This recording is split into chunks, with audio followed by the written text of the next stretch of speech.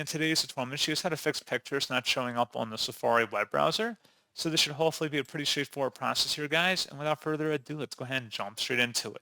So all you have to do is tap the Command R or just refresh the page by selecting the refresh button up here at the top, or view and then refresh or reload page and then see if that resolves the problem. You may also want to select the Safari button up in the menu bar and then select settings.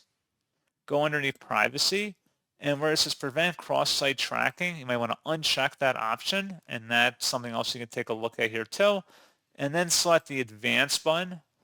And if you see an option here for JavaScript, so this may be a newer version of Safari, but if there was a JavaScript option here, you may want to go ahead and JavaScript is enabled. It's a security tab, and you want to enable JavaScript just by having that check marked.